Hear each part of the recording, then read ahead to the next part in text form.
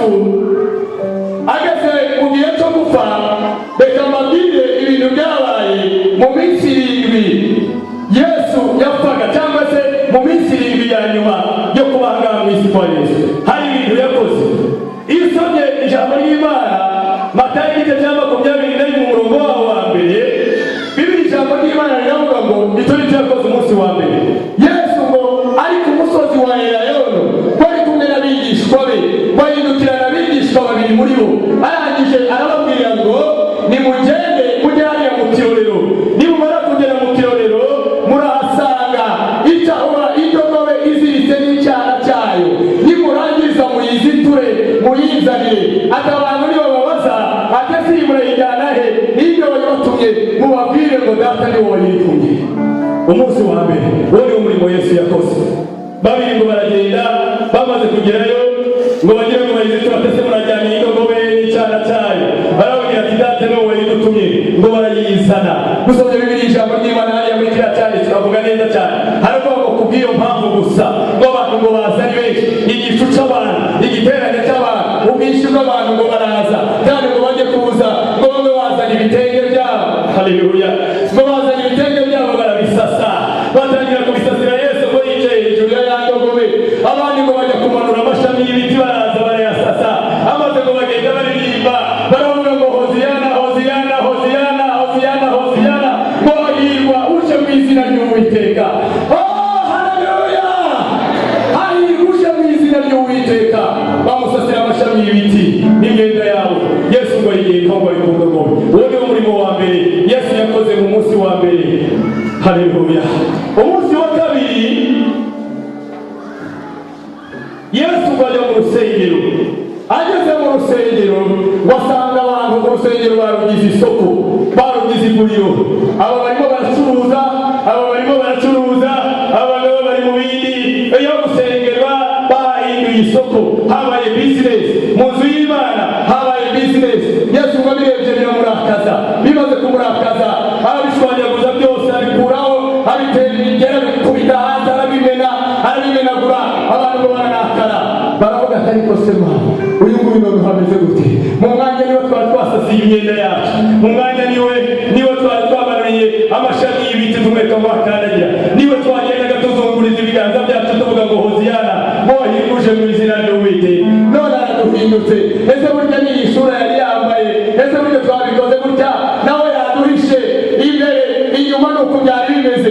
Iki yashakaga kudukorera. Iyo usomye Bibiri ijambo ry'Imana, niyo iriya jambo rivuga bayitishamo Yesu n'abaraba umwe uri bufungurwe.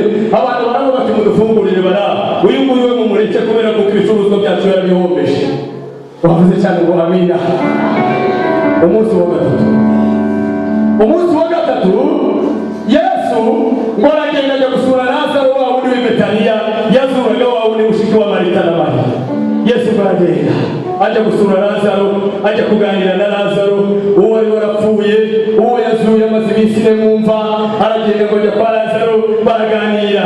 Wa munsi wegeye kwa Lazaro, hanyuma Yuda nawe wa wundi wamugambaniraga abaprofesa umwanya, ubwo kera yagiye kumugenza kumugurisha, yagiye arimo arapanga ibintu byo kumwica kera biba byarangiye.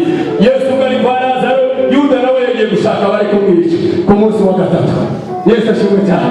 Ku munsi wa kane nta minota afite. Umunsi wa kane niwo munsi Yesu ngo yahamagara abigishwa be, ahamagara abigishwa be arabicaza. Arangije kubicaza arababwira ngo barasangira, bicara ku meza iwe. Arababwira ngo ntabwo tuzongera gusangira namwe muri ubu buzima bwo muri iyi si, mukeretse mu bwami bwo mu ijuru. Arabasezera, arababwira ngo umwana w'umuntu ari bugambanirwe. Yesu ashimwe cyane. Abigishwa ngo batangira kumuhindukirana bari ku meza, ngo batangira kuvuga ati ese ni njyewe mwami. Umwe akavuga ati ese ni njye mwami uri kugambanira. Atoya Yuda none arababwira ati uwo turi buhurize ukuboko ku isahani, uwo azaba ari uwo icyo kimenyetso cy'uri bugambanire muri mwebwe mwabigishwa. Yesu ashimwe cyane. Haleluya. Yesu bahuriza ukuboko ku isahani na Yuda. Yuda baramuhindukirana, baramubaza ati ese mwami ni njyewe? Amusubiza ijambo, aramubwira ngo wakabimenye, kubera ko ikimenyetso cyarangiye, ibyo byashakaga kera byari byamufasha. Uwo ni umunsi wa kangahe? Ni umunsi wa kane. Ejo ku mugoroba naramubwira bari aha ngaha, iyo aba twabikora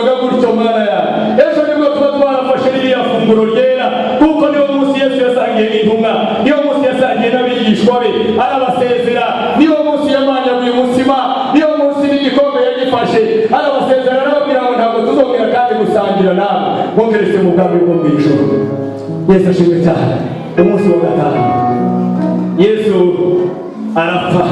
Isaha za saa 9 baramufata baramubamba ku musaraba.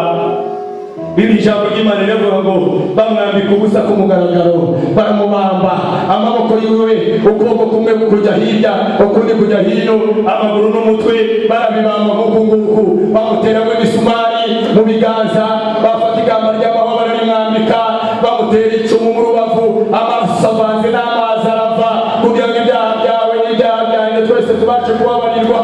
Oh haleluya! Yesu arababara avuga ayo magambo ari ku musaraba. Bibiri ijambo ry'Imana ryaravuze ngo igisambo kimwe kujya ibumoso, ikindi gisambo kimuja iburyo. Hanyuma abantu batangira kumucunaguza. Muri kwa kumucunaguza baravuga ati niba uri umwana w'Imana wakwibambura ukikura hariya kuri uriya musaraba, niba ufite izo mbaraga ko twebwe twakoze icyaha ariko se wowe wakoze iki? Yesu ashimwe cyane.